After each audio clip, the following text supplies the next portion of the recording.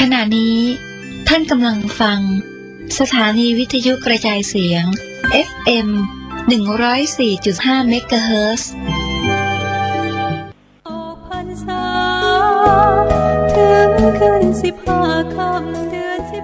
ข่าวสารการกุศลกำหนดพิธีทำบุญทอดกฐินมหาวิทยาลัยเชียงใหม่ประจำปีพุทธศักราช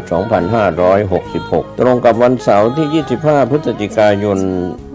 2566 ทอดถวายกับพระภิกษุสงฆ์ที่จำพรรษาท่วนไตรมาส ณ วัดฝายหิน ตำบลสุเทพ อำเภอเมืองเชียงใหม่ จังหวัดเชียงใหม่ 13:30 น.ตั้งขบวนแห่องค์กฐินและบริวารของมหาวิทยาลัยเชียงใหม่ขบวนแห่องค์กฐินและบริวารจากทุกคณะสถาบันสำนักและส่วนงานต่างๆพร้อมกันชมการแสดงของชมรมพื้นบ้านล้านนาสโมสรนักศึกษามหาวิทยาลัยเชียงใหม่ 14 นาฬิกาเคลื่อนขบวนแห่องค์กฐินและบริวารเข้าสู่วัดฝายหินมหาวิทยาลัยเชียงใหม่ประธานในพิธีจุดธูปเทียนบูชาพระรัตนตรัยถวายตาลปัตรใหม่แด่ประธานสงฆ์ไหว้พระสมาทานเบญจศีลสุมาครัวตาลโอกาสเวรตาลตามประเพณีล้านนาประธานในพิธีกล่าวนำถวายผ้ากฐินแด่พระสงฆ์น้อมนำผ้าไตรกฐินพระไตรคู่สวดวางบนผ่านแว่นฟ้าด้านหน้าพระสงฆ์อัปโรกฐินประธานในพิธีถวายผ้ากฐินและรองประธานถวายผ้าไตรคู่สวดและบริวารกฐินผู้เกี่ยวข้องมีนายกสภามหาวิทยาลัยอุปนายกสภามหาวิทยาลัยกรรมการสภามหาวิทยาลัยอธิการบดีรองอธิการบดีผู้ช่วยอธิการบดีประธานกรรมการส่งเสริมมหาวิทยาลัยคณบดีผู้อำนวยการสถาบันสำนักศูนย์กองประธานสภาพนักงานมหาวิทยาลัยประธานสภานักศึกษามหาวิทยาลัยเชียงใหม่นายกสโมสรนักศึกษามหาวิทยาลัยเชียงใหม่ประธานคณะกรรมการกลางหอพักนักศึกษามหาวิทยาลัยตามลำดับต่อจากนั้นพระสงฆ์อนุโมทนากรวดน้ำรับพรเป็นเสร็จพิธีก็เป็นส่วนบุญส่วนกุศลการทำบุญทอดกฐินกับพระสงฆ์ที่จำพรรษาท่วนไตรมาสของวัดฝายหินตำบลสุเทพอำเภอเมืองเชียงใหม่จังหวัดเชียงใหม่25 พฤศจิกายนเวลา 13 นาฬิกาเป็นต้นไปณวัดฝายหินตำบลสุเทพอำเภอเมืองเชียงใหม่จังหวัดเชียงใหม่เชิญท่านร่วมอนุโมทนาร่วมทำบุญติดต่อสอบถามรายละเอียดเพิ่มเติมได้ที่หมายเลขมือถือ 0879152924 ได้ทุกวันเพิ่มบุญกุศลสูงยิ่งบุญทอดกฐิน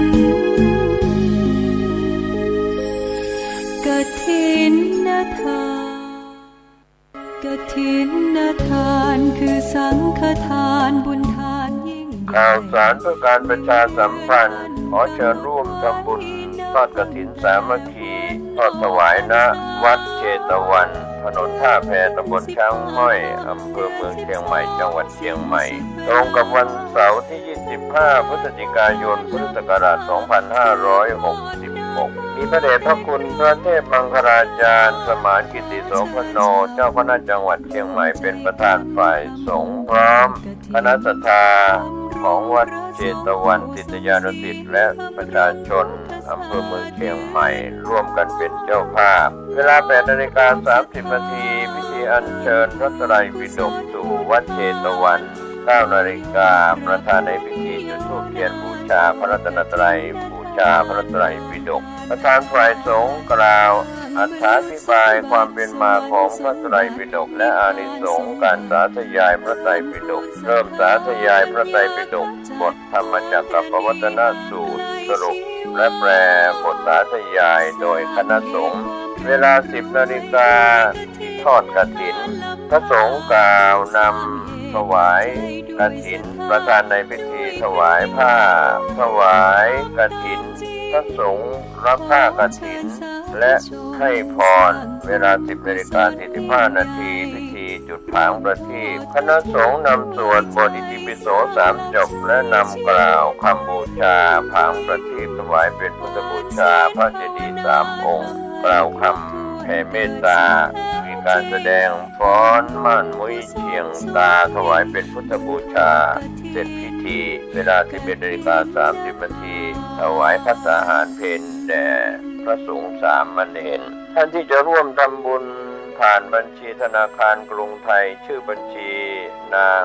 ธิราพร ณ เชียงใหม่เลขที่บัญชี 089-015-1555 ติดต่อสอบถามและร่วมทำบุญได้ที่คุณธิราพร ณ เชียงใหม่ผู้ประสานงาน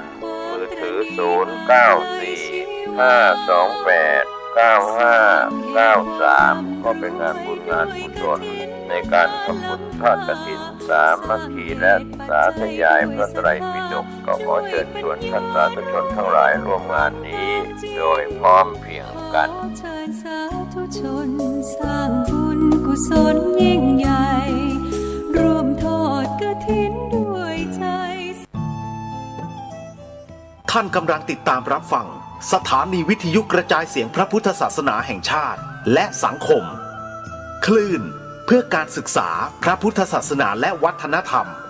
ระบบ FM 104.5 เมกะเฮิรตซ์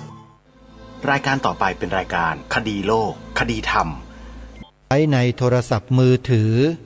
ระบบ Android ได้ แล้วท่านก็สามารถที่จะเปิดฟังรายการธรรมะ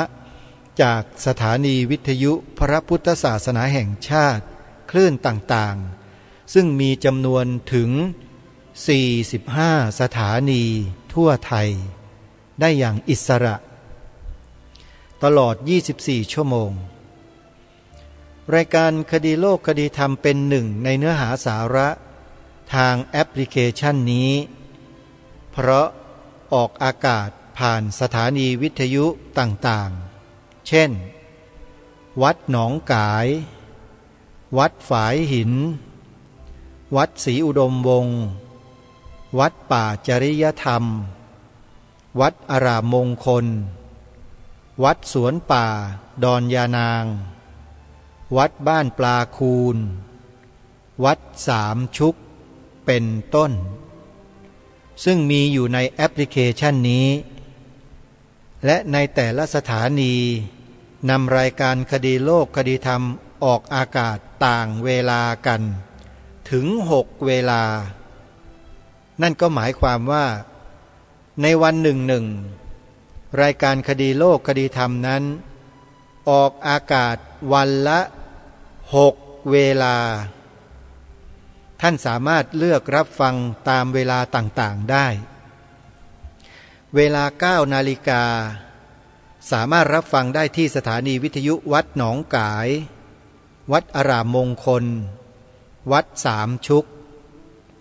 เวลา 10 นาฬิกาสามารถรับฟังได้ที่สถานีวิทยุวัดป่าจริยธรรมเวลา 11 นาฬิกาสามารถรับฟังได้ที่สถานีวิทยุ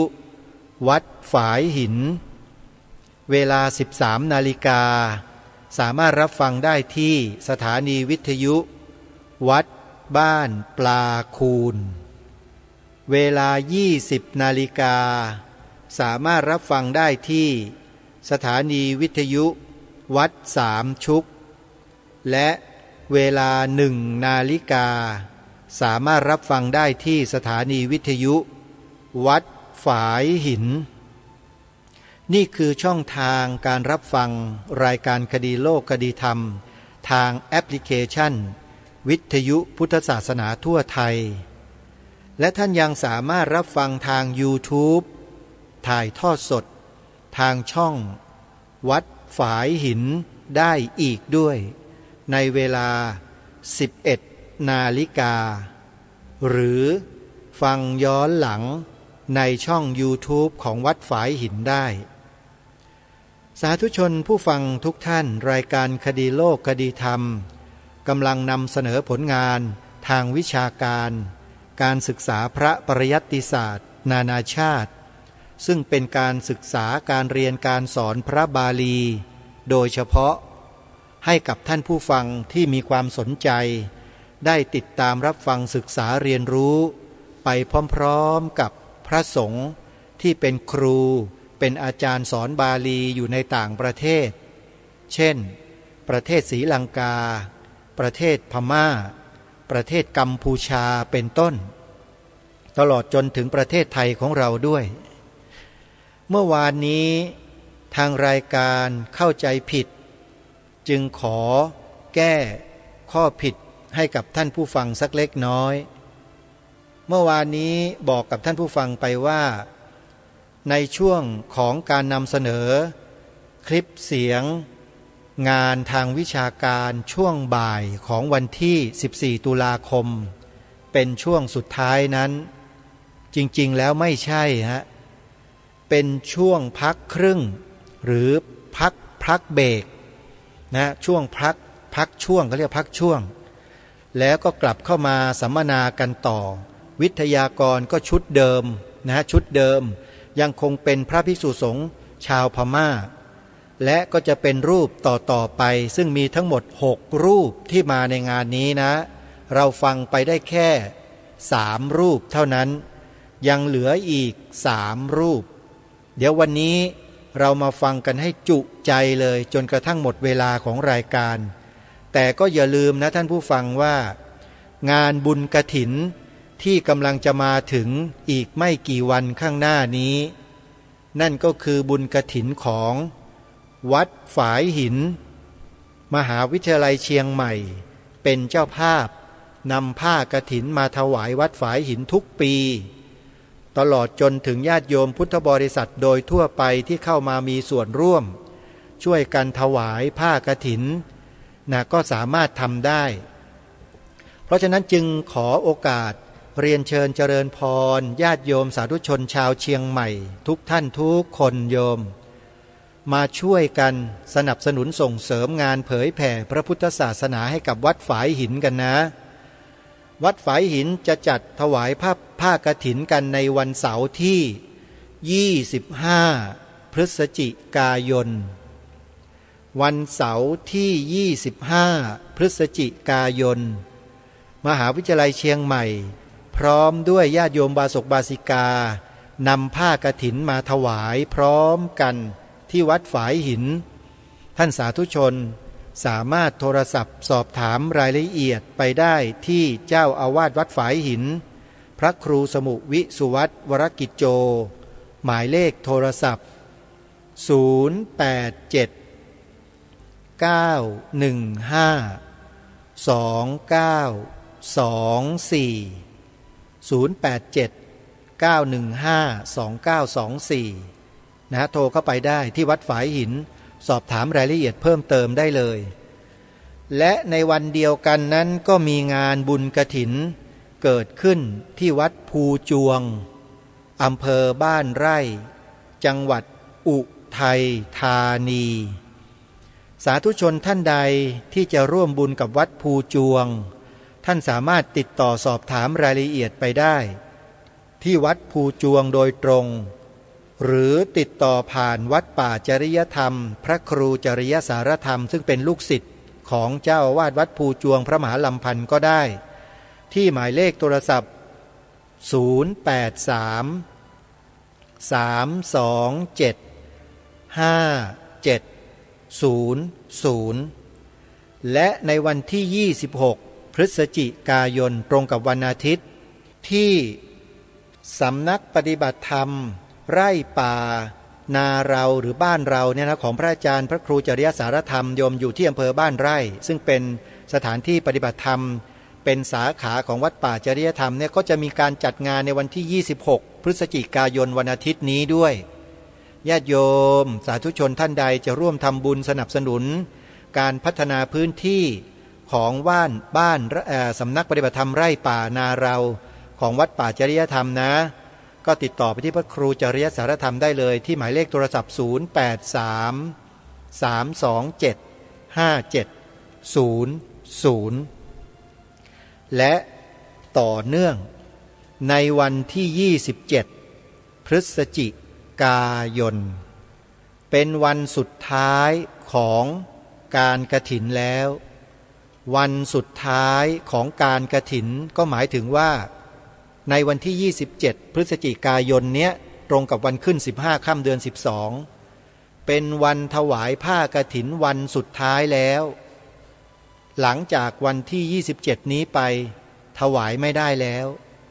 ต้องรอออกพรรษาปีหน้านู่นแหละเพราะหมดเขาเรียกว่าหมดการ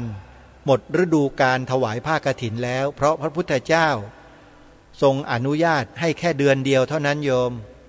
และเป็นบุญใหญ่มีอานิสงส์มาก27พฤศจิกายน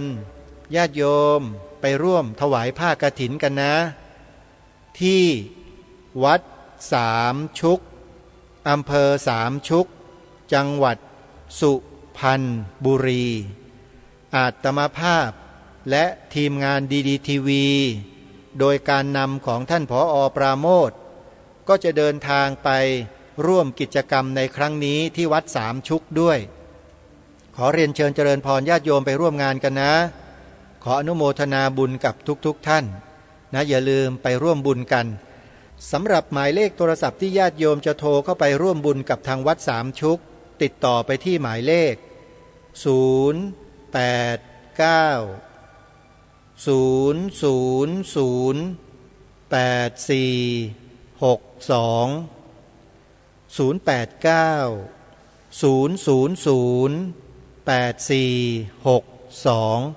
แล้วไปพบกันที่วัดสามชุกอำเภอสามชุกจังหวัดสุพรรณบุรีทีมงานดีทีวีจะเดินทางไปวันที่26วันอาทิตย์นะแล้วจะทำการถ่ายทอดสดกิจกรรมกันตั้งแต่ตอนเย็นเวลาประมาณ16 นาฬิกานะประมาณนั้นญาติโยมที่เดินทางมาร่วมบุญไม่ได้ติดตามการถ่ายทอดสดทางสถานีโทรทัศน์ดีทีวีได้ชมทาง Facebook Live ก็ได้ทาง YouTube Live ก็ได้นะโยมนะในเวลา16 นาฬิกาโดยประมาณของวันที่26พฤศจิกายนและวันที่27ก็เป็นวันถวายผ้ากฐินก็จะถ่ายทอดสดกันตั้งแต่เช้าเช่นเดียวกันแต่ถ้าใครไปได้ก็ขอเรียนเชิญวัดสามชุกอยู่ไม่ไกลจากกรุงเทพมหานครนะอยู่สุพรรณบุรีนี่เองและอีกแห่งหนึ่งที่ไม่สามารถจะปฏิเสธได้พวกเราต้องไปช่วยกันให้มากๆเลยเป็นสำนักเรียนด้วยมีลูกๆสามเณรอยู่อาศัย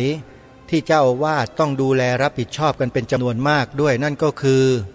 บุญกฐินวัดอารามมงคลเป็นกฐินเพื่อการศึกษานะโยมนะใครจะร่วมทำบุญกับวัดอารามมงคลหรือจะสอบถามรายละเอียดเพิ่มเติมก็โทรไปที่2หมายเลขนี้084-034-4606หรือ094-281-3500เอาละท่านสาธุชนทุกท่านได้เวลาที่เราจะมาฟังเนื้อหาด้านวิชาการการเรียนการสอนพระบาลีที่ประเทศพม่ากันต่อโดยพระสงฆ์จากประเทศพม่าเดินทางมาร่วมเวทีสัมมนากันที่เมืองไทยวัดจากแดงเป็นผู้จัดงานนี้ขึ้นเราจะมาฟังกันในช่วงบ่ายช่วงบ่ายของวันที่14ตุลาคมแต่เป็นช่วงที่2ช่วงสุดท้ายยังมีอยู่เป็นช่วงบ่ายนะโยมไปติดตามรับฟังพร้อมๆกันได้บัดนี้อันนี้ก็ถึงช่วงเวลาหลังจากที่ได้พักผ่อนใครอิริยาบถกันไปแล้วตอนนี้พระมหาเถระได้มาประชุมกันอยู่เต็มเวทีแล้วขอเทวดาทั้งหลายที่มาแล้วจงช่วยตามเทวดาทั้งหลายที่ยังไม่มาให้มาเพิ่มกันอีกเอานะครับต่อไปท่านอาจารย์กุมาราพิวังสะท่านจะได้พูดสรุปอธิบายเป็นภาษาอังกฤษว่าหลักสูตรสามเณรลังกาละมันดีอย่างไรมีอุปการะต่อปริยัติศาสนาอย่างไรเมื่อถึงเวลา4 โมงแล้วก็จะมีการประชุมผู้ใดประสงค์จะอยู่ฟังการประชุมก็ได้หรือจะต้องการใครอิริยาบถก็ ขอเชิญจะมีการรวมพระมหาเถระจากประเทศพม่าจากศรีลังกาจากกัมพูชาจากไทยรวมเป็นคณะกันที่จะตั้งเป็นสมาคม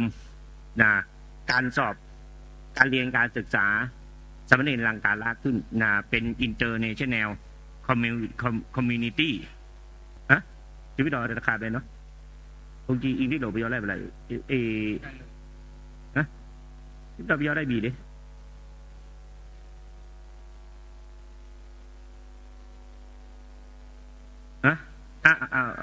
ไปย่อได้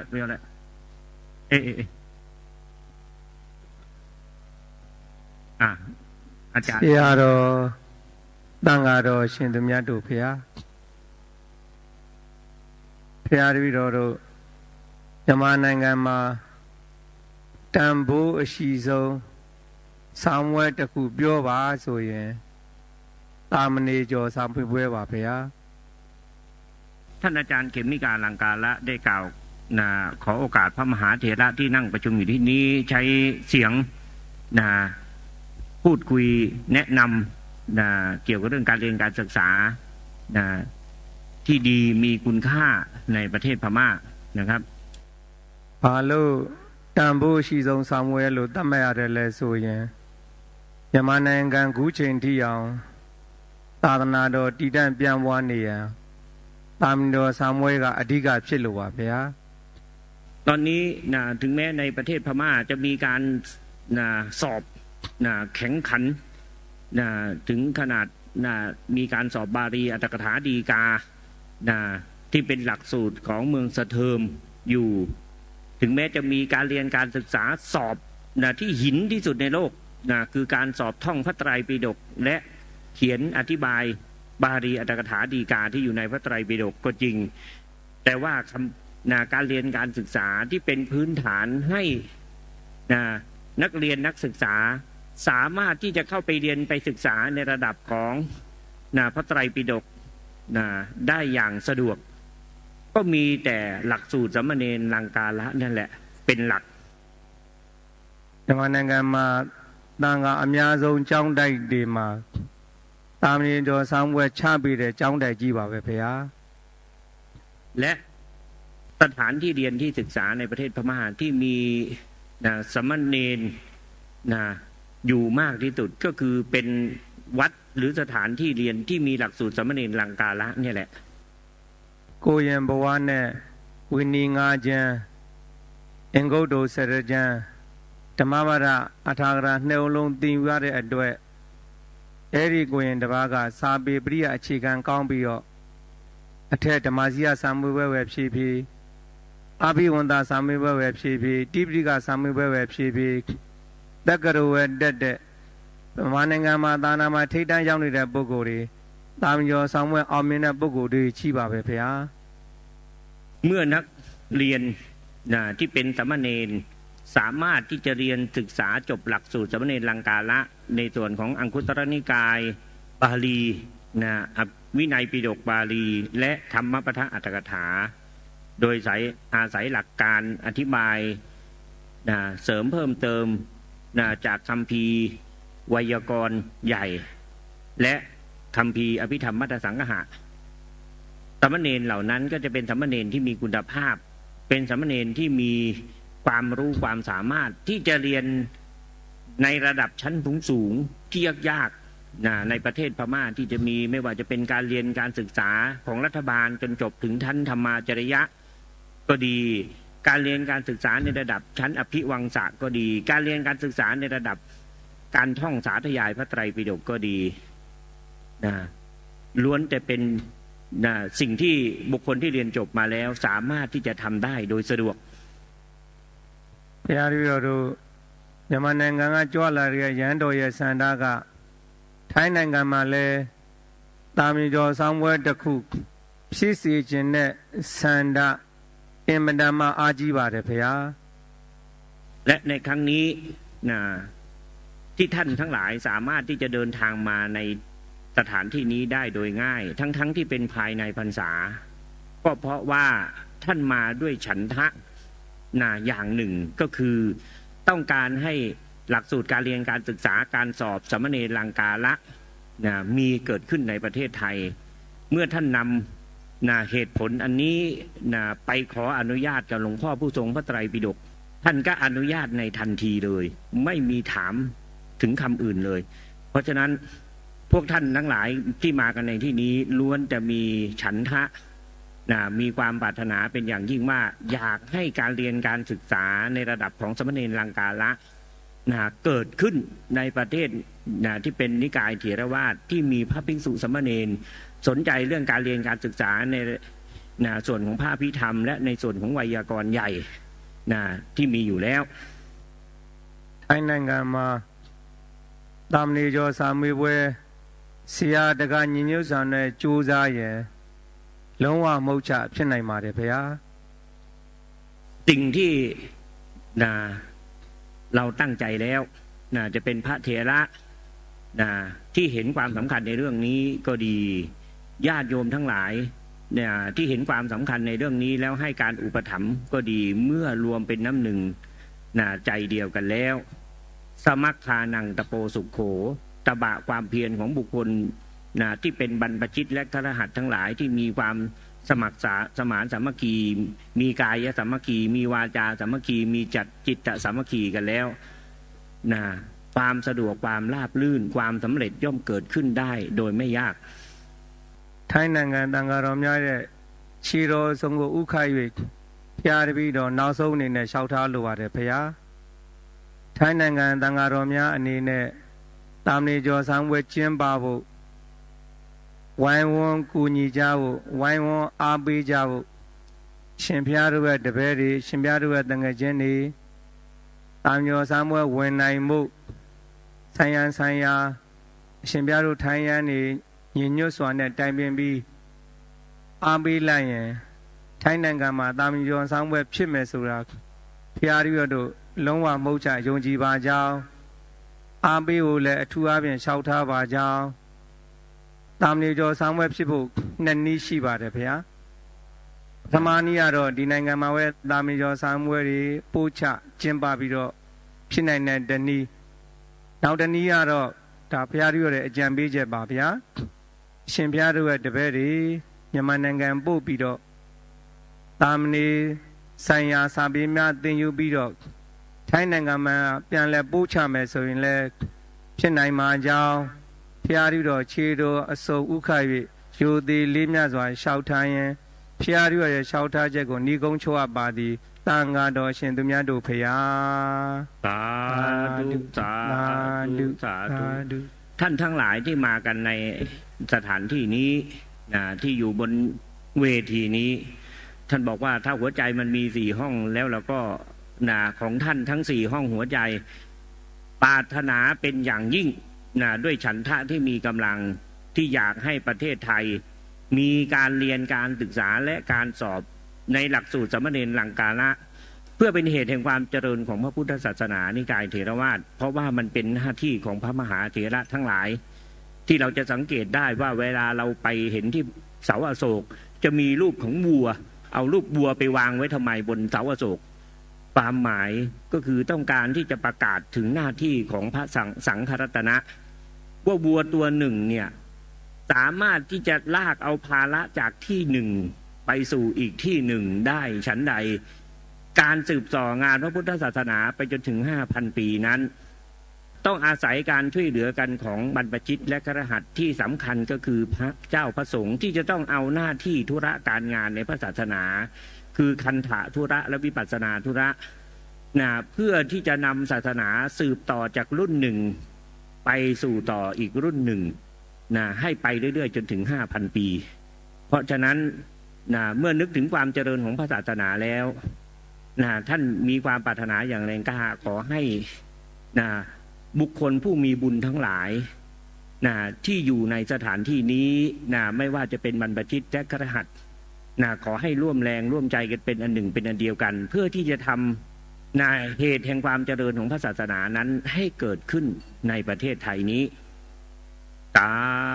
ธุสาธุสาธุสาธุ การงานศาสนาอย่างใดอย่างหนึ่งที่จะเกิดขึ้นและมีความสำเร็จได้มีอยู่3ประการหนึ่งก็คือพุทธานุภาพด้วยอานุภาพของพระพุทธเจ้า2เทวานุภาพด้วยอานุภาพของเทวดาทั้งหลายที่เป็นสัมมาทิฏฐิอารักขเทวดา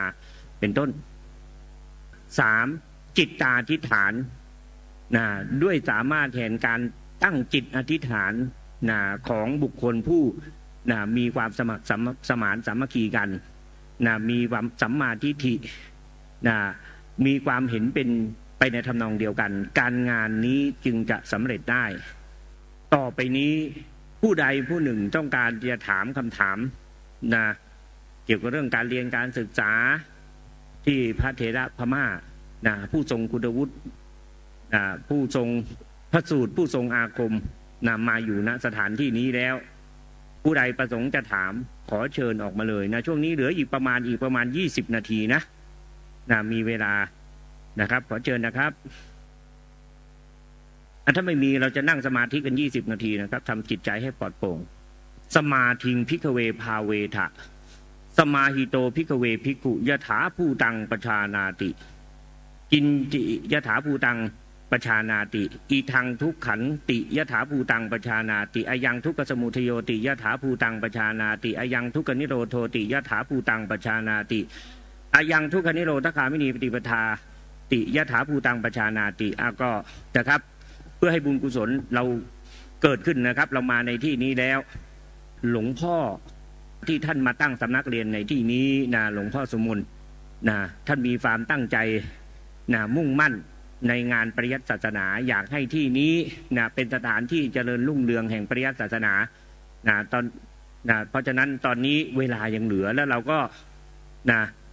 ไม่มีคำถามอะไรด้วยก่อนที่เราจะประชุมกันเราก็ทำจิตใจให้ปลอดโปร่งนะครับจะชวนทำสมาธิมาถามแล้วนิมนต์ครับก็ถวายความเคารพพระเถรานุเถระทุกรูปนะครับได้ทราบแล้วว่ามีหลักสูตรธรรมจริยะมีหลักสูตรอภิวังสะแล้วก็เคยได้ยินว่ามีปาริปาลคูใช่ไหมครับอันนี้ต้องเรียนยังไงครับหรือว่าปิฎกปาลคูหรือว่าปาริปาลคูอะไรประมาณนี้ครับขออนุญาตครับอาซาใบเลย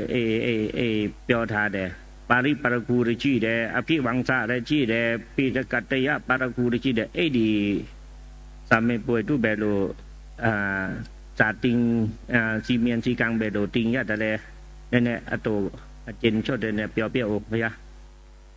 ปาริปาลคูอยู่เปียวได้ป่ะพยามาพยาปาริปาลคูสามีเวสุรากาพยาริโยรุ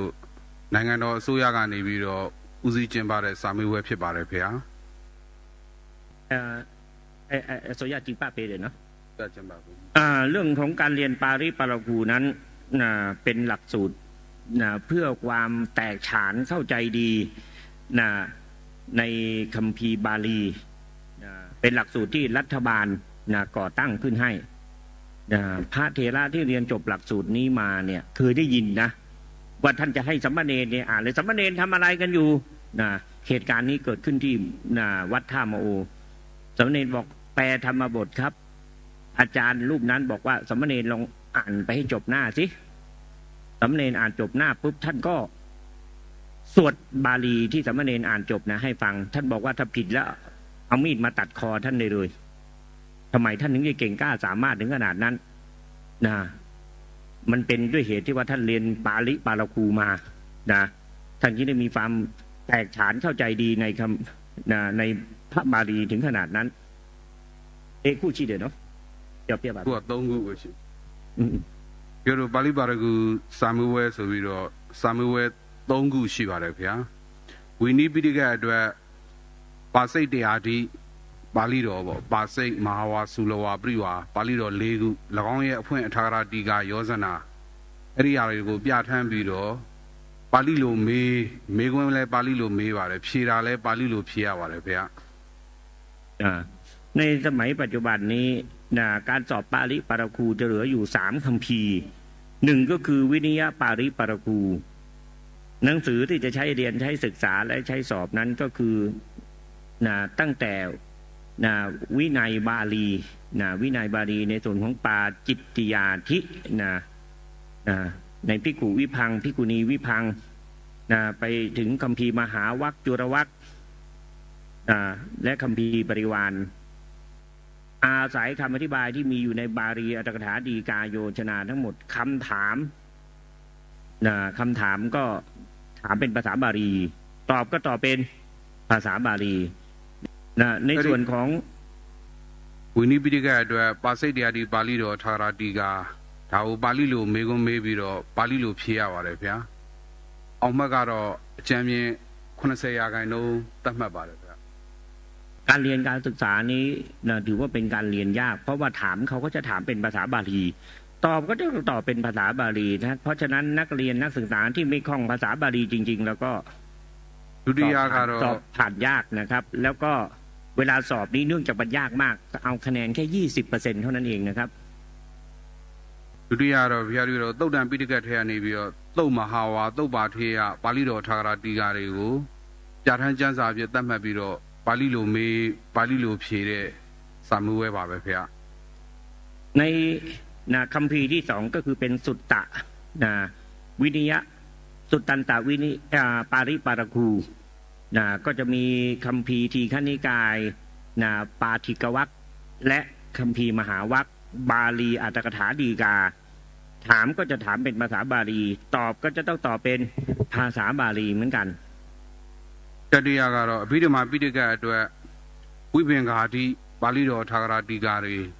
ပြဋ္ဌာန်းကျမ်းစာပြသတ်မှတ်ထားပြီးတော့၎င်းကိုပါဠိလိုမေးပြီးတော့ပါဠိလိုဖြေရပါတယ်ဗျာအောင်မှတ်ကတော့စောစောလျှောက်ထားတဲ့အတိုင်း80%အတူတူပါပဲဗျာ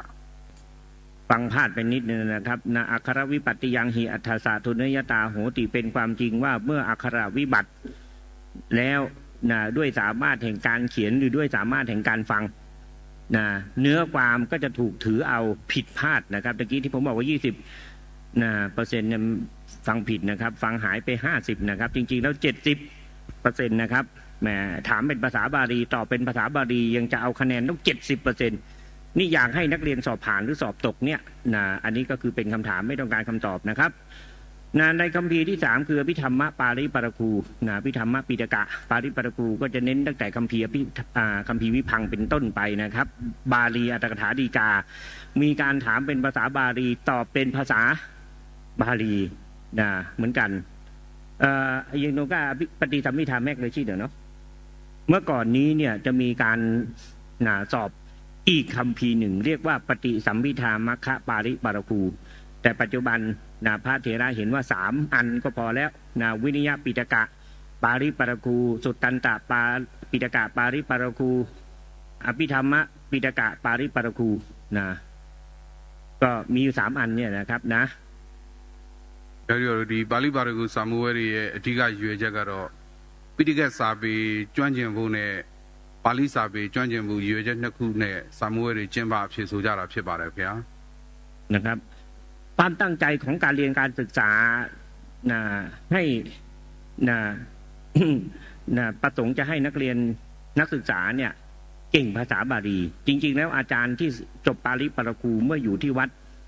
ใดวัดหนึ่งก็ตามโดยมากจะให้พระเนนฝึกเขียนภาษาบาลีจริงๆภาษาบาลีถ้าเกิดว่าเรามาใช้เหมือนภาษาไทยได้เนี่ย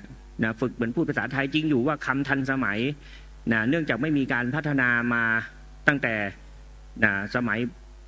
พุทธกาลมาจนถึงปัจจุบันนี้ภาษาอื่นจะมีการพัฒนามีคำใหม่ขึ้นทุกปีแต่ภาษาบาลีนี่ไม่มีแต่ถ้าฝึกพูดก็จะเข้มแข็งได้เหมือนกันนะครับภาษาบาลีฝึกพูดได้ไหมถ้าเกิดว่าภาษาอังกฤษฝึกพูดไม่รู้ไวยากรณ์เลยwhat is this what is that how we call in English 3 คำภาษาบาลีก็ต้องได้เหมือนกันนี่อะไรนั่นอะไรภาษาบาลีเรียกว่าอะไรกิมิทังอาวุโสนี่อะไรกิเมตังอาวุโสนั่นอะไรปาริปาหาสายะกะถังโวหรันติภาษาบาลีเรียกว่าอะไรก็ฝึกพูด3 คำนี้ถ้านักเรียนเป็นคนขยันพูดแล้วถ้าตอบไม่ได้ตอบไม่ได้จะบาปกรรมเหรอในเมื่อไม่พูดยังไม่บาปกรรมเลยกันนะชานามิผมไม่รู้ครับโมหุตังอาคเมหี ติดจินเตตวาชานิสามินะผมยังไม่รู้ครับรอสักครู่นะครับเดี๋ยวผมคิดก่อนเลยเดี๋ยวผมจะรู้นะก็สามารถที่จะพูดได้ถ้าเกิดจะเอามาฝึกพูดแต่คราวนี้ฝึกพูดนี้ก็เป็นแค่คำสามัญอยากจะให้เก่งจริงๆก็ต้องเรียนนะหลักสูตรของปาลิปาลคูจะรู้ถึงในของบาลีอัตถกถาดีกามีทักษะในการถามมีทักษะในการตอบนะครับพี่วังสะนะครับหรือพี่วังสะนิมนต์ครับโอกาสถามนะครับพอดีมีคำถามอาจจะนอกเรื่องสิ่งที่เป็นหลักสูตรนะครับก็คือเนื่องจากการอุปสมบทหมู่ใช่ไหมครับปกติก็จะมีสูงสุดก็คือ3รูปทีนี้ถ้าเกิดว่ามีมากกว่า3รูปก็คือตั้งแต่4รูปขึ้นไปนะครับไม่ทราบว่าการอุปสมบทนั้นจะมีปัญหาใดๆหรือไม่ครับขอโอกาสนะครับผู้ถามคิดว่าการอุปสมบทหมู่นะครับในความรู้สึกนี่เป็นอย่างไรครับอยากถามความรู้สึกสักนิดหนึ่งครับในเมื่อในพระบาลีอัตถกถาอนุญาตไปแค่3รูปถ้าเกิดมีการอุปสมบทมากกว่านั้นสักนิดอยากจะฟังทัศนะหรือความเห็นแง่คิดของผู้ถามสักนิดนะครับคิดว่ามันเป็นยังไงครับคือถ้าอันนี้เป็นท่านอาจารย์ผ่านท่านฝากมาถามแต่ถ้าถามในความรู้สึกของผมถ้าเราอิงจากพระบาลีมันก็ไม่ควรจะเกินจาก3แต่ทีนี้อาจจะมีปรากฏการณ์ที่เกิดขึ้นแล้วในคณะสงฆ์ไทยตอนนี้เหตุการณ์เกิดขึ้นจริงๆใช่ไหมครับเกิดขึ้นแล้วครับก็เลยมีคำถามขึ้นมาคำถามนี้คำตอบนี้อาจจะสะท้อนไปถึงพระเถระหรือผู้คนที่มีความเข้าใจนี้มากขึ้นว่าอันเนี้ยโดยหลักฐานเป็นไปได้หรือเปล่าอย่างนี้เป็นต้นครับแต่ว่าท่านอาจารย์ผันทราบแจ้งมาว่ามีเกิดขึ้นแล้วในเมืองไทยครับพงจีพยากู้ระตู้อุปสัมปทาอาจองเมควรตะคู่มีเจนแดพยากู้ไทยมาแต่โชว์มัทเทนอุปสัมปทาอยู่แดอาคาตู้กรรมวาจาตะคู่แบตัวสองพาอุปสัมปทาเปกางาปาแส่ปาอาปานาแส่ตรงแส่ตะคาเบนะยะหันขังจ้าดาเบกำมายอดจ้าดาเบดีโรมิวพงจีโรตัวคออามิงเนาะแบโลอะไรปาริดอมาตรงปาเบปิ้วเดเนาะမြန်မာပြည်မှာတော့3ပါးပဲတစ်ချိန်ကမ္မဝါဖတ်ရင်3ပါးပဲရန်ခံပြီးတော့3ပါးတဲ့အပေါ်ဆိုဘေးကစောင့်พงจีพงจีตัวขอนะกำว่ากำดีโรบิวนะกังอ่องมิงดารากังมาอ่องมิงบูราตุโรอุปสัมปทาเปกะตรงเย้าเลยเย้าบ่งาเย้าแส่เย้าเย้านาแส่ตรงแส่ตะคาแดบ่กรรมจารตะปานาปาตรงปาเบเดอุปสัมปทาเปกะน้ำมาแลบูดอุปสัมปทาเปกะแล้วก็ย่านคังเจนได้บ่โคบ่อัตเพเวตุโรတန်ခါကနေပြီးတော့တန်ခါကိုကန်ဆောင်လို့မရဘူးလေအဲဒါကြောင့်3ပါးထက်အပူဆိုရင်ကံမအောင်ဘူးလို့ပဲဒီလိုတော့နားလဲသဘောပေါက်ท่านบอกว่านะในหิวิริเยสัพพทายุติสากายาตุงพุทธโคจรตาความสมควรในฐานะทั้งหมดในพระวินัยนั้นเนี่ยใครๆก็ไม่อาจรู้ได้เพราะมันเป็นพุทธวิสัยแต่ว่าที่มีอนุญาตไว้มีอยู่แค่3จะทำยังไงดีจริงอยู่ในเสนาสนะขันธกะจะมีการอธิบายแบบนี้ว่าถ้าเป็นอุปการกรรมนะถ้าเป็นอุปการกรรมสามารถที่จะอุปสมบทให้กับสามารถที่จะทำให้อย่างเช่นเจ้าหน้าที่เสนาสนะคาหาประกะจะทีหนึ่ง5 รูป10 รูป20 รูปอะไรก็สมมุติได้เลยเพราะมันเป็นอุปการกรรมแต่ถ้าเป็นนิกหกรรมในสังฆาทิเศษอนุญาตไว้แค่ไม่เกิน3 รูปสำหรับนิกหกรรมถ้าเป็นอุปการกรรมอยู่ในเสนาสนะขันธกะท่านอนุญาตไว้หลายรูปได้ครับแต่ในเรื่องของอุปสัมปทากรรมนะจริงอยู่ว่าสิ่งเหล่านี้จัดว่าเป็นอุปการกรรมแต่ว่าตัวอย่างมีอยู่แค่3เองถ้าเกิดพระเถระรูปใดรูปหนึ่งท่านจะคิดว่าอ้าวในกรรมวรรคะมีพูดถึงสมบัติไว้5ประการด้วยนะวัตถุสมบัตินะยติสมบัติอนุสาวนาสมบัติสีมาสมบัติปริสะสมบัติ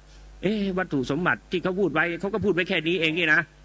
อันนี้สำหรับความคิดนี้ผมจะอธิบายให้ฟังก่อนว่าวัตถุสมบัติก็บุคคลนั้นเนี่ยต้องเป็นไม่ได้เป็นคนที่เคยต้องปราชิกมาก่อน นะไม่ใช่เป็นบุคคลที่มีอายุหย่อนไป20 ปี ไม่ได้เป็นเถรยสังวาสนะไม่ได้เป็นบันดานะแล้วก็ไม่ได้เป็นพวกนะทำอนันตริยกรรมไม่ได้เป็นพวกอุปโตพยัญชนกไม่ใช่เป็นพวกภิกขุณีทูสกะอันนี้เป็นพวกวัตถุวิบัติบวชไม่ได้แต่ถ้ามีอายุ20 ปีบริบูรณ์มันก็น่าจะได้นะอันนี้ความคิดของคนที่เป็นแบบมองดูแค่ในเรื่องของสมบัติกับวิบัติก่อนถ้าเป็นในเรื่องของยติเอาสวดยติถูกหมดเลยนะอนุสาวนาก็สวดถูกหมดนะสีมาก็สีมาถูกต้องไม่ใช่เป็นสีมาวิบัติ11 อย่างปริสะสมบัติก็ได้แหมมันก็น่าคิดเหมือนกันนะว่าเมื่อไปเข้าในเรื่องวิบัติมันมีวิบัติตรงไหนบ้างวะนะแต่เนื่องจากว่าการเรียนการศึกษาและการประพฤติปฏิบัตินั้นเนี่ยนะถ้ามันมีนะให้เราได้เห็นนะมันมีให้เราได้เห็นเราศึกษาตามนั้นมันก็เป็นความดีตัวอย่างที่มีอยู่ในพระบาลีอัตถกถามีอยู่แค่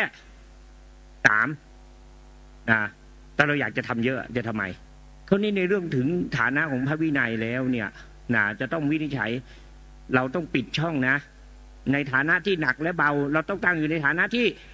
หนักไว้ก่อนเพราะว่าบวชออกมาแล้วมันไม่มีจุดแดงๆไม่มีจุดดำๆปรากฏอยู่บนหน้าผากให้เห็นว่าถ้าจุดแดงเนี่ยสำเร็จกรรมสมบัติแต่เป็นจุดดำนี่กรรมวิบัติมีหรือเปล่าไม่มีเพราะฉะนั้นเนี่ยในเรื่องนี้เป็นสิ่งที่สำคัญถึงแม้ว่าเมื่อเทียบในวิบัติแล้วจะไม่เห็นว่ามันมีความผิดในวิบัติอันไหนแต่ถ้าเกิดจะคิดให้มันสอดคล้องกับตัวอย่างที่มีอยู่ในบาลีอัตถกถาแล้วเราก็สมบัตินั้นเนี่ยนอกจากจะไม่เป็นบุคคลผู้มีอายุ20 ปีบริบูรณ์แล้วก็ควรที่จะไม่เกินจากกำหนดที่บาลีอัตถกถาแนะนำไว้เพราะว่ามีตัวอย่างอยู่เรื่องหนึ่งตัวอย่างอยู่เรื่องหนึ่งก็คือในวิปติวิโนทนีฎีกาจะพูดถึงเรื่องการถามอันตรายิกธรรมกินนาโมซิถามว่าท่านชื่ออะไรอาหังนาโกดามะถ้าเกิดตอบแบบนี้ถ้าเกิดว่าในเวลาไปสวดยติกรรมยติในสวดยติก็ดีสวดอนุสาวนาก็ดีถ้าไปใช้ชื่ออื่นท่านบอกว่าไม่ควรนี่คิดไปได้ถึงว่ากรรมวิบัติเลยมันวิบัติข้อไหนวิบัติข้อที่ว่าไปปฏิญญาเขาว่าผมชื่อวนาคะแล้วเวลาไปสวดจริงๆก็ไปใช้ชื่ออื่นใช่ไหมแต่ว่ามันก็มีให้คิดได้อีกว่าในจำเปยยักษ์ขันธกะจะพูดถึงโทสาริโตกับโสสาริโตไว้ผู้ที่ถูกเรียกเข้าหมู่และเป็นอันถูกเรียกเข้าด้วยดีชื่อว่าโสสาริโตผู้ที่ถูกเรียกเข้าหมู่แล้วไม่ถือว่าเป็นอันเรียกเข้าหมู่ด้วยดีชื่อว่าโทสาริโตในพวกโสสาริโตมันจะมีพวกคนใบ้อยู่ด้วยถามอะไรก็อย่าพูดไม่ได้หรอกว่านาโคติดโสติดอะไรแบบนี้พวกนี้เนี่ยเป็นพวกใบ้บอดหนวกอะไรพวกนี้เนี่ยถ้าเกิดใครบวชให้กับบวชก็เป็นพระได้เหมือนกันสามารถที่จะเป็นโสสาริโตแต่ว่าบุคคลผู้บวชให้ต้องอาบัติทุกกฎคราวนี้ไอ้พวกเป็นโทสาริโตเนี่ยมันจะเป็นไอ้พวกที่ทำอนันตริยกรรมเป็นพวกบันดาเป็นพวกที่เคยต้องปราชิกแล้วมีอายุอ่อนกว่าอะไรแบบนี้นะพวกนี้แม้ถึงถูกเรียกเข้าหมู่ก็ไม่เป็นอันถูกเรียกเข้าโดยดีอันนี้เป็นโทสาริโตคราวนี้ในฐานะแบบนี้เนี่ยมันเป็นฐานะของพระวินัยมันเป็นเรื่องของความสืบต่อของอายุพระพุทธศาสนาไม่ได้มีหลักฐานไม่ได้มีตัวอย่างให้เราจะทำแบบอ่อนกำลังแบบนั้นเหตุไฉนเราจึงได้ไปทำในเมื่อบวชทีละ3 รูปมันก็ไม่ได้ช้าอะไรเพียงแต่ว่ามันไม่ทันใจในยุค 5G อันนี้ก็ในพระวินัยก็จะตอบได้ประมาณนี้นะครับว่าถ้าเป็นอุปการกรรม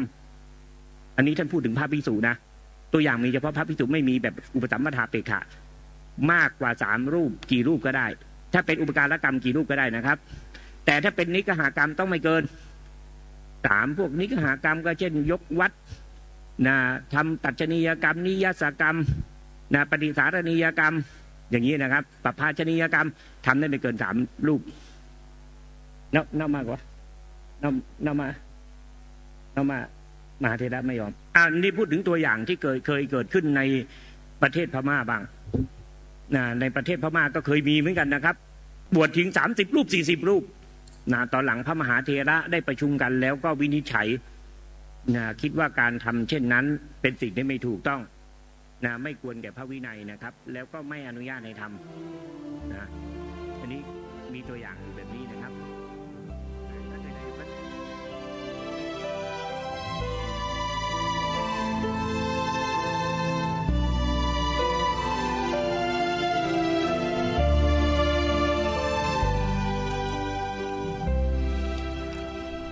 เอาละท่านสาธุชนผู้ฟังทุกท่านเวลาของรายการก็ใกล้จะหมดจึงต้องตัดสัญญาณมาที่ผู้ดำเนินรายการเพื่อมาสรุปช่วงท้ายสักเล็กน้อยให้ท่านผู้ฟังได้เข้าใจท่านพระอาจารย์มหาพยอมท่านกำลังเป็นล่ามคำตอบให้กับผู้ที่มีข้อสงสัยในข้อพระวินัยเกี่ยวกับจำนวนของอุปสัมปทาเปกขะหรือผู้ขอบวชซึ่งถามว่าสามารถบวชได้ครั้งหนึ่งคือเข้าทำสังฆกรรมสวดยติเกิน3 รูปในแต่ละครั้งได้ไหมท่านพระอาจารย์มหาพยอมก็ตอบแทนท่านพระประเทศพม่าแล้วก็อธิบายความเพิ่มเติมตามความรู้ตามความเข้าใจที่ท่านได้ศึกษาเล่าเรียนมาก็คิดว่าท่านผู้ฟังที่มีความสนใจเมื่อฟังแล้วก็คงจะทราบในคำตอบที่ท่านได้ตอบมาอันนี้เป็นอย่างดีนะว่าถ้าเป็นอุปการกรรม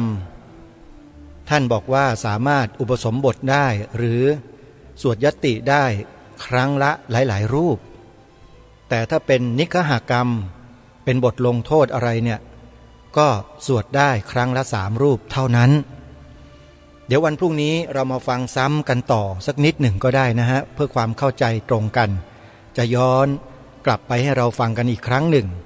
ถึงคำถามแล้วก็คำตอบดังกล่าวแต่วันนี้เวลาของรายการหมดลงแล้วท่านผู้ฟังอย่าลืมวันเสาร์นี้นะ25 พฤศจิกายนมีงานบุญกฐินที่วัดฝายหินตำบลสุเทพอำเภอเมืองจังหวัดเชียงใหม่ไปร่วมงานโดยพร้อมเพรียงกันและที่จังหวัดอุทัยธานีในวันเดียวกันก็มีงานบุญกฐินที่วัดภูจวงอำเภอบ้านไร่จังหวัดอุทัยธานีใครสะดวกที่ไหนอย่างไรก็ไปกันที่นั่นและอีกแห่งหนึ่งที่ไม่สามารถจะปฏิเสธได้พวกเราต้องไปช่วยกันให้มากๆเลยเป็นสำนักเรียนด้วยมีลูกๆสามเณรอยู่อาศัยที่เจ้าอาวาสต้องดูแลรับผิดชอบกันเป็นจำนวนมากด้วยนั่นก็คือบุญกฐินวัดอารามมงคลเป็นกฐินเพื่อการศึกษานะโยมนะใครจะร่วมทำบุญกับวัดอารามมงคลหรือจะสอบถามรายละเอียดเพิ่มเติมก็โทรไปที่2 หมายเลขนี้084 034 4606หรือ094 281 3500เดี๋ยววันพรุ่งนี้เรามาติดตามรับฟังกันต่อวันนี้เวลาของรายการหมดลงแล้วต้องขอสมมุติยุติไว้แต่เพียงเท่านี้พบกับรายการได้ใหม่ในวันต่อไปขอความสุขสวัสดีในธรรมแห่งองค์สมเด็จพระบรมศาสดาสัมมาสัมพุทธเจ้าจงปรากฏเกิดมีขึ้นในจิตใจของท่านผู้ฟังทุกท่านทุกคนเทอญขอเจริญพร